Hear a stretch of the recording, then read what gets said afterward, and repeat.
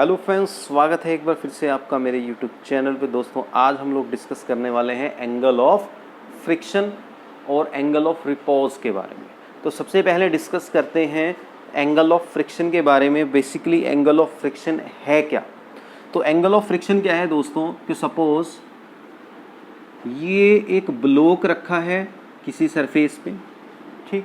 तो हमारे पास यहाँ पे एक ब्लॉक रखा है बेटा किसी सरफेस पे, और जो ये ब्लॉक है इस पे मैं फोर्स अप्लाई करता हूँ। इस तरफ अप्लाइड फोर्स को मैं P से रिप्रेजेंट कर रहा हूँ। सपोज कि जो मेरी अप्लाइड फोर्स है, इस फोर्स को बेटा मैं किससे रिप्रेजेंट कर रहा हूँ? P से। तो मैंने इस डायरेक्शन में अपनी फोर्स अप्लाई की इस ऑब्जेक्ट में। इसके अलावा इस ऑब्जेक्ट पे इसका वेट जो है, ऑब्जेक्ट का वेट कहाँ एक्ट कर रहा है? डाउनवर्ड, ठीक। और जिस सरफेस पे रखा है, according to Newton's third law, हर एक्शन का क्या होता है? Opposite reaction. ये जो ब्लॉक है बच्चे, ये इस सरफेस पे जिस पे रखा है उस पे एक फोर्स लगा रहा है जो इसके वेट के इक्वल है। तो ये जो सरफेस है according to Newton third law, इसको इसका क्या देगा? अपोजिट रिएक्शन देगा ऊपर की तरफ, जिसे हम बोलते हैं नॉर्मल रिएक्शन, और इसको हम R से रिप्रेजेंट करते हैं।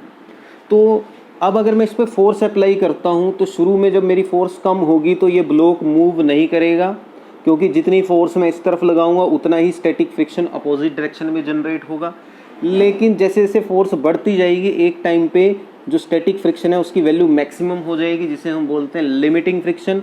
और उसके बाद अगर मैं फोर्स बढ़ाता हूँ तो मेरा ब्लॉक जस्ट स्टार्ट कर देगा मूव करना। तो अप्लाइड फोर्स इस तरफ लगती है, और हमने माना कि जब ये जस्ट स्टार्ट करता है मूव करना, जो हमारा ब्लॉक है जब ये जस्ट स्टार्ट करता है स्लाइड करना, तो जो फ्रिक्शनल फोर्स लगती है, सपोज वो इस डायरेक्शन में लगेगी और वो हमारी होगी लिमिटिंग फ्रिक्शन, मतलब स्टैटिक फ्रिक्शन की मैक्सिमम वैल्यू। यहाँ तक तो सबको पता है, ठीक, कि एक ब्लॉक है उस पर मैंने इस तरफ फोर्स लगाई तो अपोजिट डायरेक्शन में क्या जनरेट होगा? फ्रिक्शन जनरेट होगा। तो अब मैं आपको बताने वाला हूँ एंगल ऑफ फ्रिक्शन क्या है। अब यहाँ पे बेटा अगर हम ध्यान से देखें तो ये तो है हमारी फ्रिक्शनल फोर्स और ये है हमारा नॉर्मल रिएक्शन। अब इन दोनों पे अगर मैं parallelogram law of vector addition लगा दूं, क्या लगा दूं इस पे मैं? Parallelogram law of vector addition. तो दोस्तों parallelogram law of vector addition क्या बोलती है कि अगर दो वेक्टर्स को इस तरह से अरेंज किया जाए कि वो एक पैरेललोग्राम की दो एडजेसेंट साइड्स को रिप्रेजेंट करें, तो उस टाइम पे इस पैरेललोग्राम की जो डायगोनल होगा वो किसको रिप्रेजेंट करेगा? इन दोनों के रिजल्टेंट को रिप्रेजेंट करेगा। तो ये जो डायगोनल आएगा, ये मेरा नॉर्मल रिएक्शन R, ये लिमिटिंग फ्रिक्शन इस तरफ। तो ये जो मुझे डायगोनल मिलेगा, ये डायगोनल यहाँ पे इस टाइम किसको रिप्रेजेंट कर रहा है? Resultant of normal reaction and the limiting friction, ठीक है। किसको रिप्रेजेंट कर रहा है बच्चों? ये resultant of normal reaction and limiting friction, means it is representing R plus Fs maxima. इनके रिजल्टेंट को रिप्रेजेंट कर रहा है ये जो डायगोनल है, ठीक।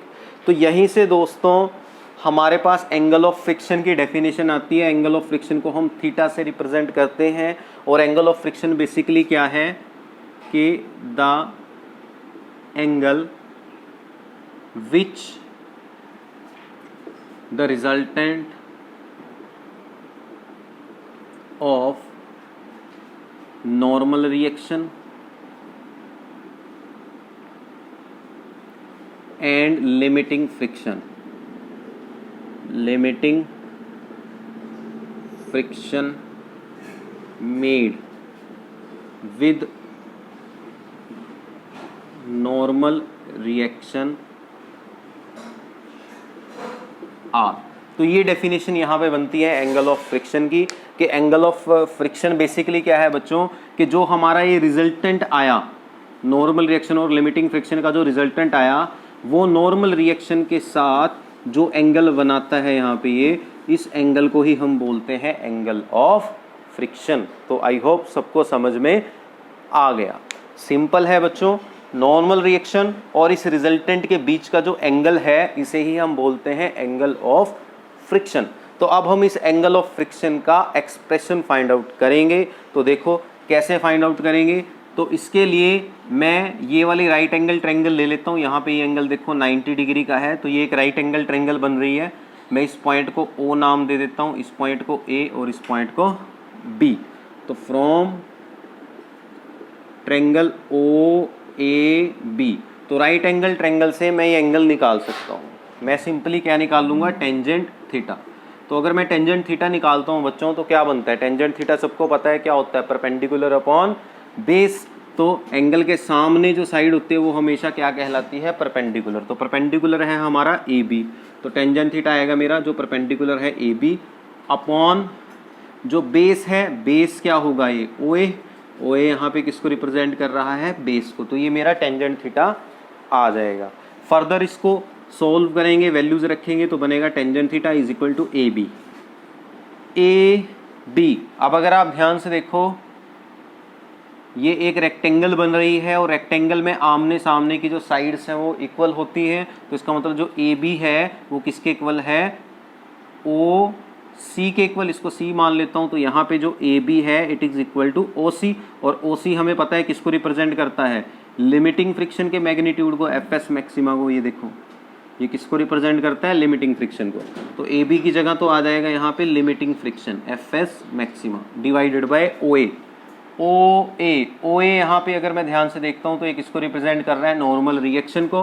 तो OA की जगह आ जाएगा नॉर्मल रिएक्शन R। तो इसका मतलब टेंजेंट थीटा क्या बन गया, फ्रिक्शन अपॉन नॉर्मल रिएक्शन, यही बन गया। अब बच्चों हमने जो है लॉ ऑफ लिमिटिंग फ्रिक्शन पढ़ा था, उसमें हमने पढ़ा था कि जो लिमिटिंग फ्रिक्शन होता है that is directly proportional to normal reaction. और यहाँ से फिर ये हमारे पास आ जाता था FS maxima is equal to mu R, यही आता था mu S into R, where mu S क्या होता था, एक कांस्टेंट जिसे बोलते थे कोफिशिएंट ऑफ स्टैटिक फ्रिक्शन। ठीक है ना, क्या बोलते थे इसको, कोफिशिएंट ऑफ स्टैटिक फ्रिक्शन। तो यहाँ से अगर हम ध्यान से देखें तो कोफिशिएंट ऑफ स्टैटिक फ्रिक्शन क्या आता है इसी फॉर्मूले से, FS मैक्सिमा अपॉन R। तो अगर आप इसको ध्यान से देखो तो ये म्यू S हमें मिल गया जो किसको रिप्रेजेंट करता है, स्टैटिक फ्रिक्शन के कोफिशिएंट को। तो इसका मतलब FS अपॉन R यहाँ पे किसके इक्वल होने वाला है, कोफिशिएंट ऑफ स्टैटिक फ्रिक्शन। तो यहाँ से ये हमारे पास किसका एक्सप्रेशन आ गया, एंगल ऑफ फ्रिक्शन का। तो अगर हमें एंगल ऑफ फ्रिक्शन निकालना है तो कैसे निकल सकता हो कि एंगल ऑफ फ्रिक्शन का अगर मैं टेंजेंट लेता हूँ तो वो कोफिशिएंट ऑफ स्टैटिक फ्रिक्शन के इक्वल होगा, मतलब tangent theta is equal to mu S। तो ये तो है हमारा angle of friction. I hope सबको समझ में आ गया। अब हम नेक्स्ट टॉपिक डिस्कस करेंगे which is angle of repose. तो इसको मैं मिटा देता हूँ। अब नेक्स्ट हम डिस्कस करते हैं एंगल ऑफ रिपोज।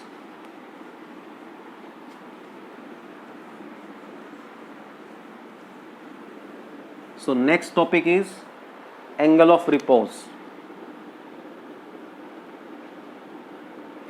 तो देखो क्या है एंगल ऑफ रिपोज।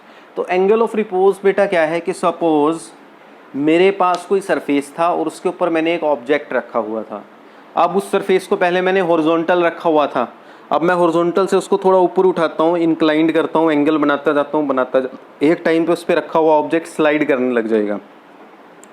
तो एंगल ऑफ रिपोज क्या है कि कोई भी प्लेन हॉरिजॉन्टल के साथ कितना एंगल बनाए कि उस प्लेन पे रखा हुआ ऑब्जेक्ट स्लाइड करना स्टार्ट कर दे। इसको एक छोटे से एग्जांपल से मैं आपको समझा सकता हूँ कुछ इस तरह से कि सपोज मेरे पास आप देख सकते हो ये एक प्लेन है, मेरे पास एक सरफेस है, ठीक है ना, चेस बोर्ड है बेसिकली ये, ठीक है, ये एक सरफेस है और ये एक मेरे पास ब्लॉक है। तो इस ब्लॉक को बेटा मैंने ऐसे रख दिया इस पे, तो क्या ये ब्लॉक अभी मूव कर रहा है, नहीं कर रहा। अब मैं क्या करने वाला हूँ, ये जो मेरा सरफेस है इसको हॉरिजॉन्टल से थोड़ा ऊपर उठाने वाला हूँ, मतलब इसका एंगल इंक्रीज करने वाला हूँ, इंक्लाइंड करने वाला हूँ इसको।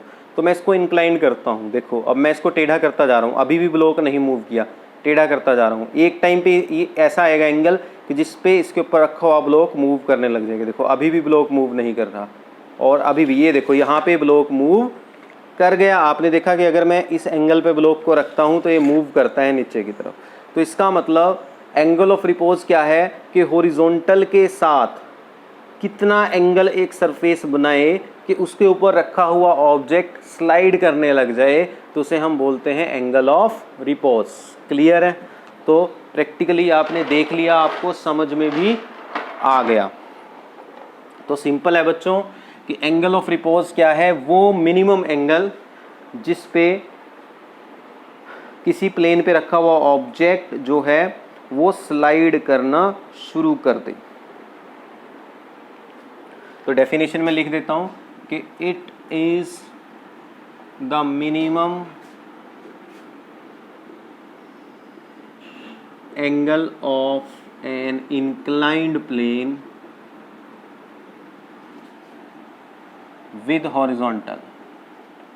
with horizontal such that the block kept on it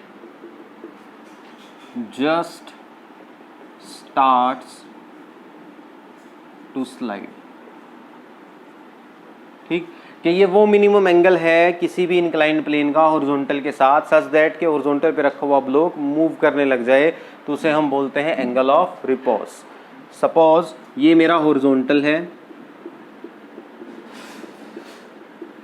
और यहाँ मेरा एक इंक्लाइंड प्लेन है कि सच दैट इस टाइम पे इंक्लाइंड प्लेन जो एंगल बना रहा है फाई, वो मेरा एंगल ऑफ रिपोज के इक्वल है। तो इस टाइम पे इस प्लेन पे जो ये ब्लॉक रखा होगा it will start sliding down.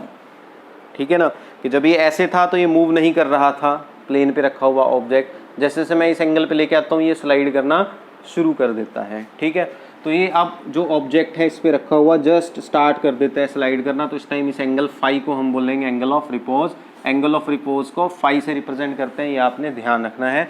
तो अब हम दोस्तों एंगल ऑफ रिपोज का एक्सप्रेशन फाइंड आउट करेंगे।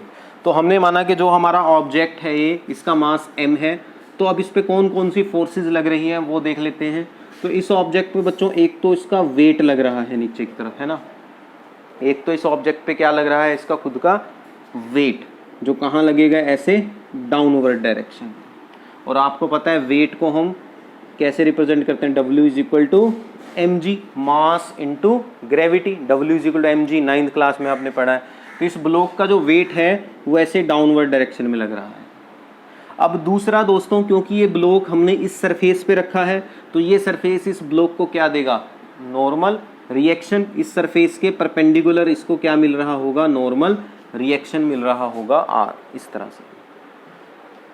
अब इस ब्लॉक के को जो ये सरफेस नॉर्मल रिएक्शन दे रहा है, इस नॉर्मल रिएक्शन को इस ब्लॉक के वेट का कुछ कंपोनेंट बैलेंस करेगा। वो कंपोनेंट क्या होगा कि अगर मैं इधर की तरफ एक लाइन एक्सट्रापोलेट करता हूँ तो ये एंगल अगर मेरा फाई है दोस्तों, तो ज्योमेट्रिकली आप देख सकते हो यहाँ पे जो एंगल बनेगा वो भी फाई ही होगा।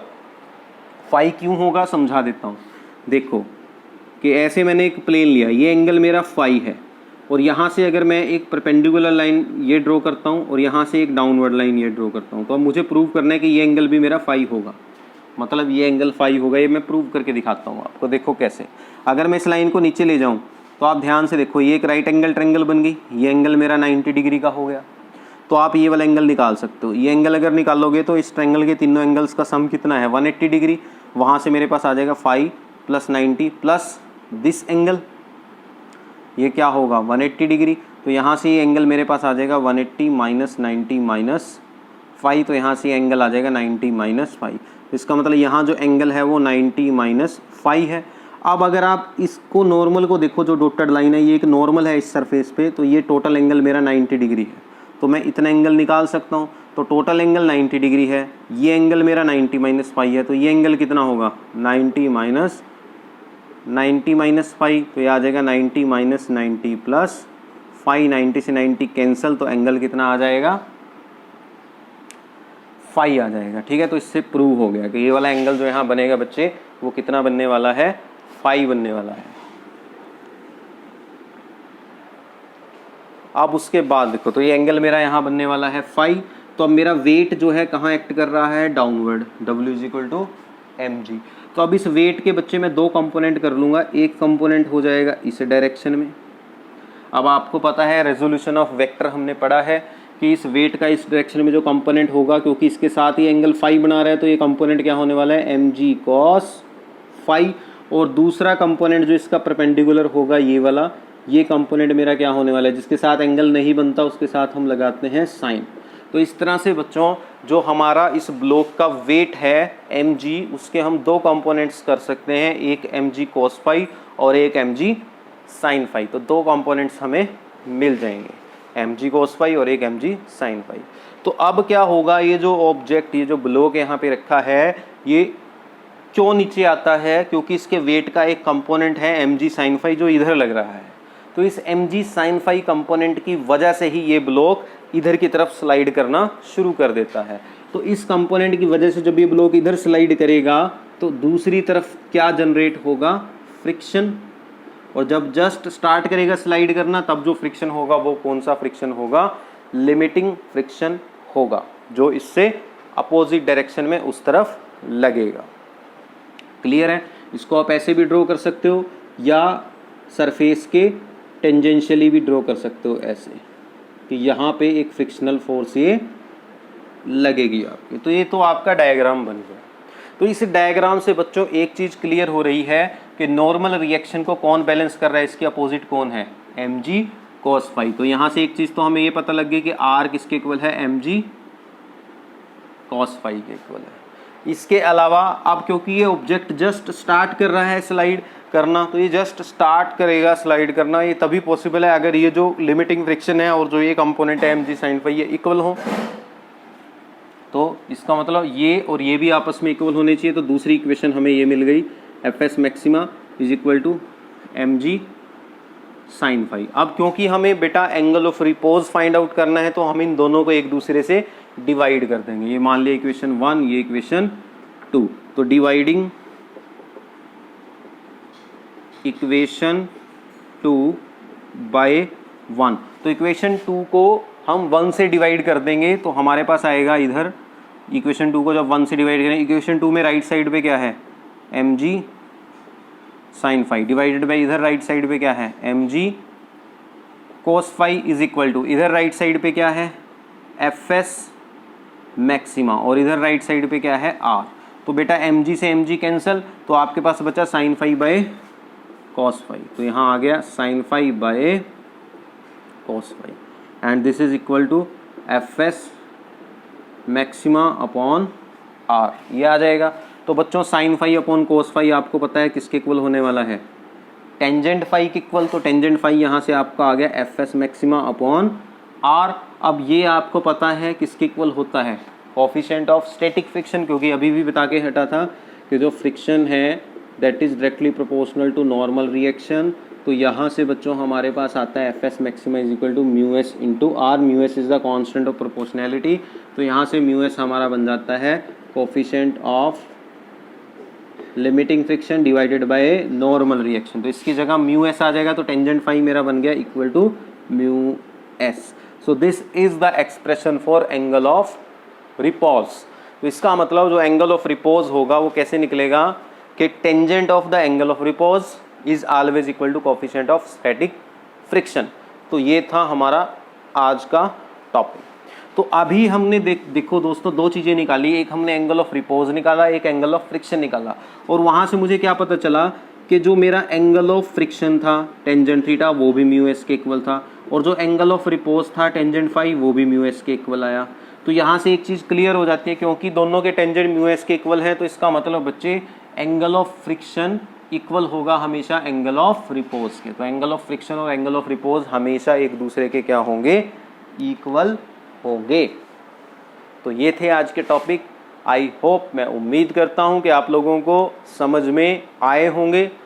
तो अगर अच्छी लगी वीडियो तो लाइक ज़रूर करना, कमेंट बॉक्स में ज़रूर कमेंट करना कि कैसी लगी वीडियो, और अगर आप नए हो चैनल पे तो चैनल को सब्सक्राइब भी ज़रूर करें। मिलते हैं नेक्स्ट वीडियो में, धन्यवाद।